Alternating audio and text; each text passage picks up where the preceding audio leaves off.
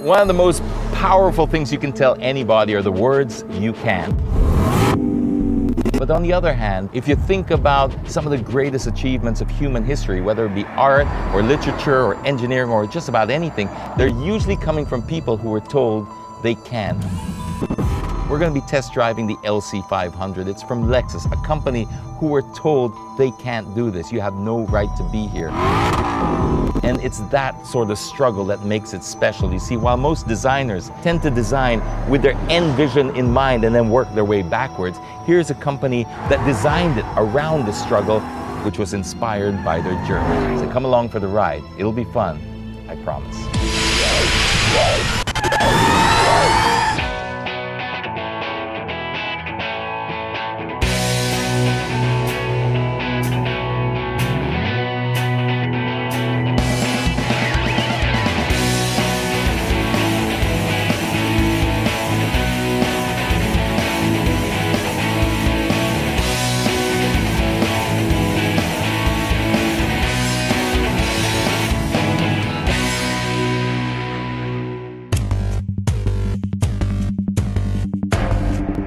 Hi there, welcome to Drive. My name is James Deakin. Now, 30 years or so ago, 1989 to be exact, Toyota dropped a bomb on the auto industry when they launched a brand called Lexus, and they declared to the world that they would be #1 in the North American market within 5 years. Crazy, I know. But not only did they achieve that, they duplicated it year after year, and after becoming the best-selling luxury brand in the US at the time, well, it created another problem for them. You see, in that relentless pursuit of perfection, there was something crucial missing.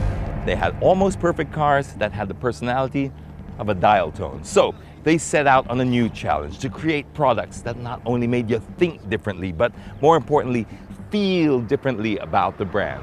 Ladies and gentlemen, meet the Lexus LC500.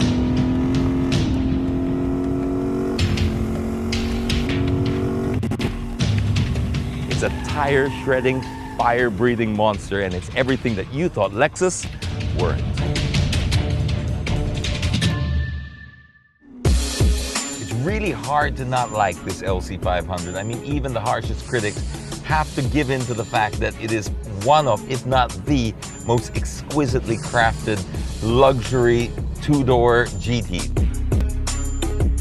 Really, you'd be struggling to find anything else that's as good as this, even if you're paying twice the price. I mean, everything you touch is just pure quality.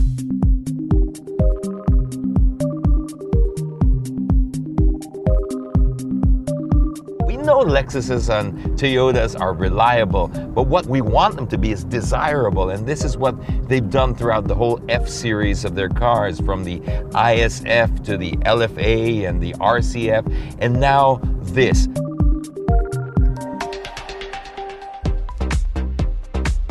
Now, although it sits on an exclusive platform that was developed just for this LC500, it does use the tried and proven engine from the RCF. It's a 5-liter V8, and it's putting out 478 horsepower and about 540 Newton meters of torque. So there's plenty of tire shredding power there.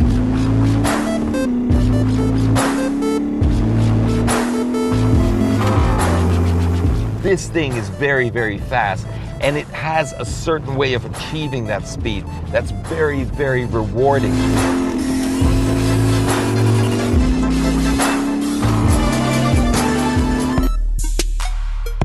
Lexus threw in a 10-speed gearbox.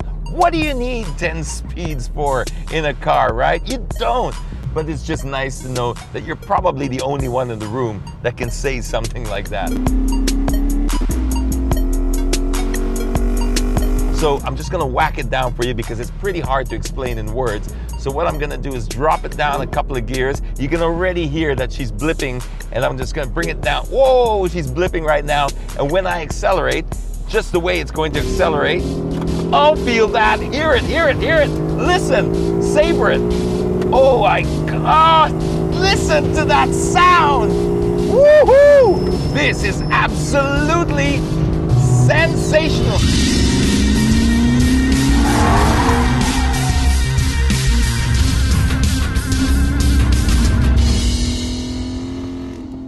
Nice thing also about the LC500 is it can seat four. Not that you want to take people, but you know, in those emergency situations where you just happen to sort of have to have like passengers, like, well, maybe like now. What's up here?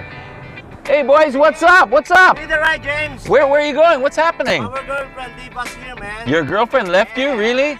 Well, sucks to be you, man.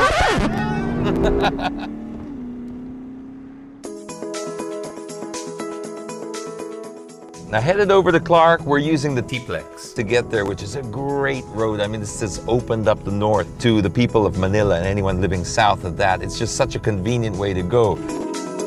And if you think about how long it used to take you to get to places like Baguio and the further north, this is an absolute godsend. I mean, the quality of the road, the safety of the road, that's what's most important. You know, when you're going out of town, I mean, the fatigue usually is on those roads where it's dark and you have to sort of wrestle with the tricycles, etc. So it is really a welcome addition to our journey to the north.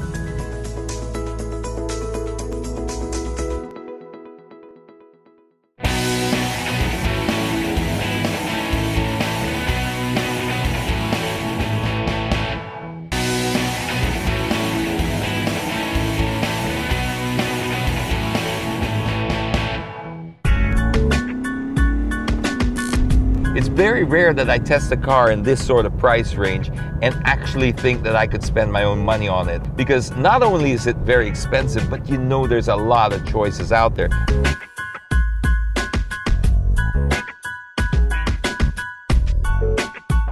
There's really no reason to have it.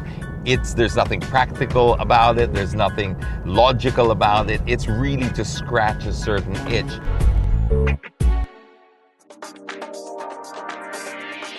You look at all the European counterparts, and I'm trying to think of one that I would actually really feel as good about putting my money down on this. And the Jaguar F-Type R comes very close, but there's something about this that just makes more sense.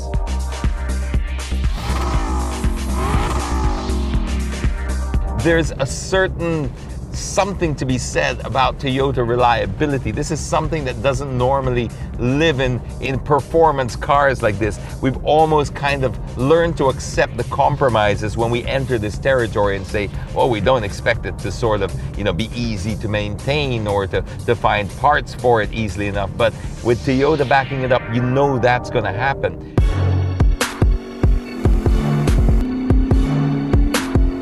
Comfort-wise, you're gonna struggle to find anything better than this. And I'm not just talking about cars with two doors either. Try and see some of the top-notch, top-shelf four-door versions, and it's still gonna be struggling to compete with this. This is a very, very comfortable cruiser.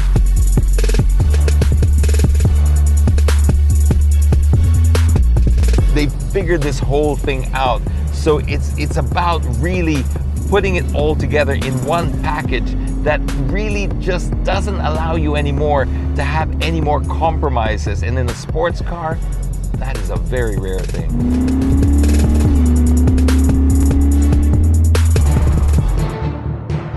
Well, we're now headed over to the Clark International Speedway, and that's the only place to really put this car through its paces and get to feel its full performance. Can't wait to get my hands on this on the track and drive it around in anger. But the thing is, in order to get the most out of the car, we're really gonna have to get the right kind of fuel, because this car is so technologically advanced, it needs a fuel that can keep up with it. Nothing worse than turning up at the racetrack with not enough fuel, or worse, turning up with the wrong kind of fuel.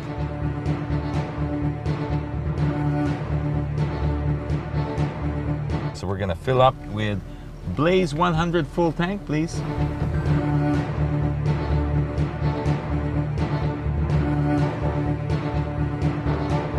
Petron is the only one to have commercially available 100 RON gasoline nationwide through Petron Blaze 100, and they're the first to have full lineup of Euro 4 compliant fuels in mid-2015 ahead of Philippine government regulations and deadlines. With the recent introduction of Petron Blaze 100 Euro 6, it now has the cleanest and most advanced gasoline in the country. It is available in nearly 300 Petron stations nationwide. Euro 6 is the most stringent fuel technology and emission benchmark in the world today, and Blaze 100 surpasses those standards. It has the highest octane rating but the lowest sulfur content. It is the best gasoline in the market in terms of power, efficiency, engine protection, and reduced emissions. But it's good to know that each and every Petron fuel does come with the unique tri-action advantage, which gives you better protection, better mileage, and better power. Now, it's very important if you're ever going to do a track day in your car to make sure that you check everything, or just have somebody check it for you while you're filling up. Your tires, make sure your tire pressures are all okay. That's very important and often overlooked. You also want to make sure there are no tears or cuts along the sidewall or anywhere. It's just a visual check, but it could save you a lot of drama later on. Also, check the fluids, the oil in the water. At least you know that your car's in tip-top shape. It's always about being prepared. That's our motto, and that's why we always do it just before we go out. Not just on the racetrack, but even on the roads. Well, we're all gassed up. You know what's next? It's time to burn all the gas. Woohoo!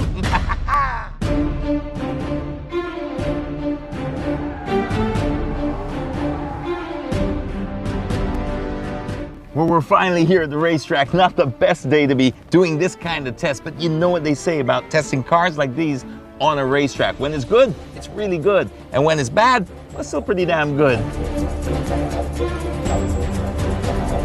Main objectives today, we're going to be establishing a baseline. Firstly, 0 to 100. And then we're going to be putting it on the National Drag Strip. This is the official one to measure the standing quarter mile. After which, we're going to throw it around the track and see what that's going to be like. Now, because of the weather, we're not going to rely as much on the old-fashioned timer. We're going to measure it a different way, through miles per hour. Let's go.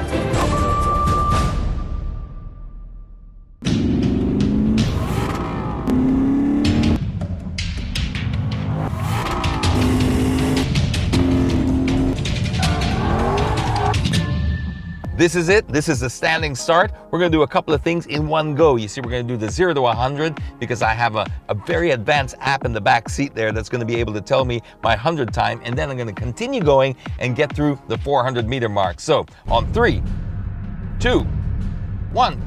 Oh, a little bit too much wheel spin. There's a lot of wheel spin. It's biting.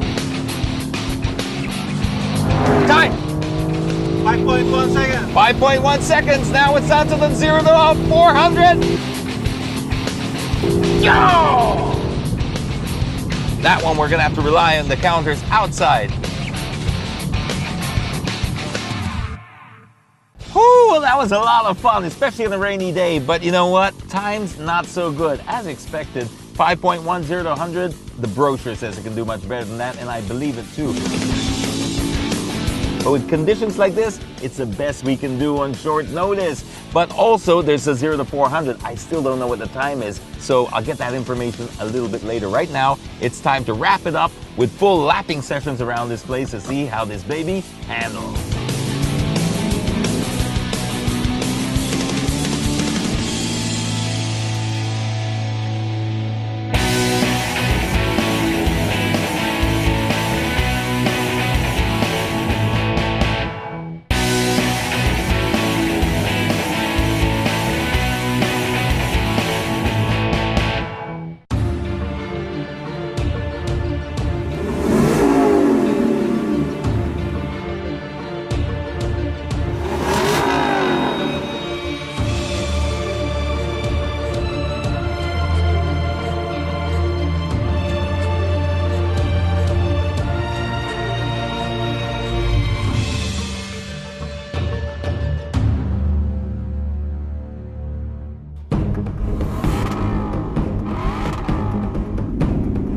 All right, it's time for the track test. This is the lap I've been waiting for. All the questions I have about this car that are left are about to be answered.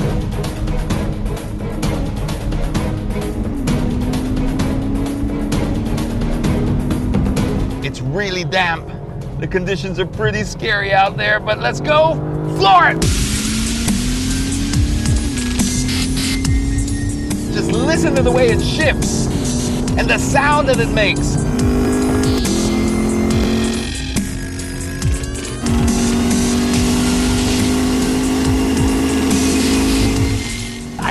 still can't get over how it slices in through the corner, finds the apex, and bounces right out. That's full credit to the four-wheel steering, because this thing, you can feel the weight, but it's somehow being compensated, at least in the curves, with the four-wheel steering.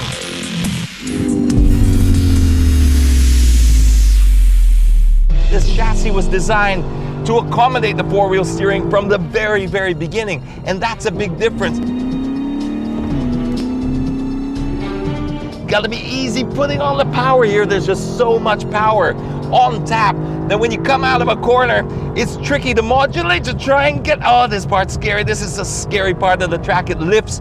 We get weightless for a second.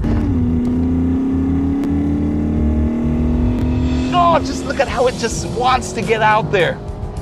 Oh, it's having so much fun, but it's rebellious at the same time.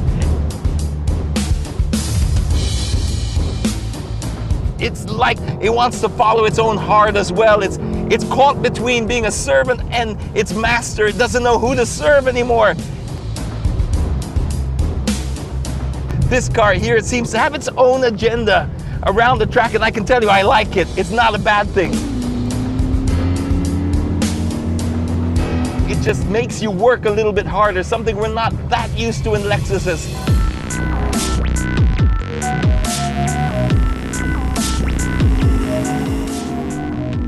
10 speed, I thought that would be ridiculous, but I'm actually pretty much running through almost every single gear now.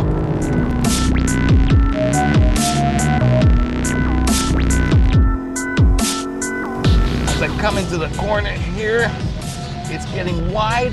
Look for the apex. Turn in. I love the way it finds it. I love the way it just slices like a scalpel.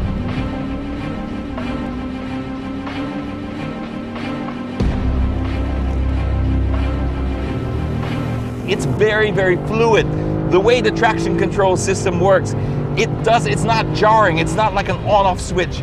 It's continuously adjusting itself, so it feels quite natural. So it still makes you feel like you're part of the ride, that you're in control. I love the way it brakes in a straight line. Even with all that luxury, it's still very composed and very balanced. And the steering is quite alive. I can feel the road just coursing through. It's pulsing through my steering wheel into my hands, giving me all the tools I need to make the right decisions. Just like that. It is just a joy to throw around. It feels alive. This thing is just remarkable around this track. Final corner, let's do it. Oh, whoa.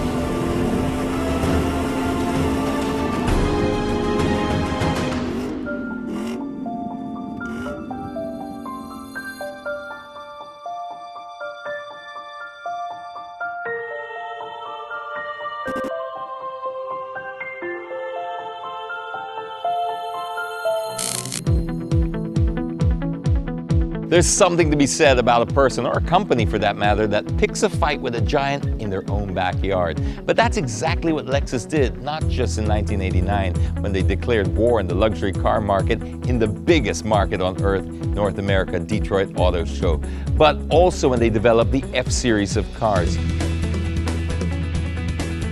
So you see, many people thought they'd stop at the LFA. After all, they proved their point. They couldn't really go any higher than that, but instead they let that bleed throughout the entire product line. They gave that DNA to the rest of the Lexus lineup.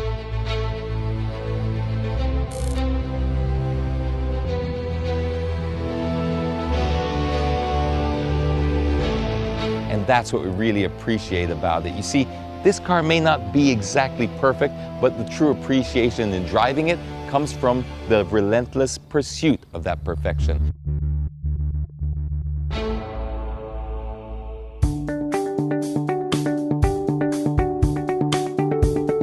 Well, that wraps up this episode of Drive. It's an absolute perfect ending to a very perfect day. This has been a lot of fun. But if you think we can have fun with something else, perhaps something more exciting? Maybe you have a better idea for us. Let us know. We'd love to hear from you. Drop me a line on my website, jamesdeakin.ph, and from there you can choose all the social media channels, so there is no excuse to not get a hold of us. But for now, I'm gonna make the last of the light here, and I'm gonna do a couple more hot laps around the track, so excuse me, I gotta burn some more rubber. So till then, my name's James Deakin. Drive safely, everyone.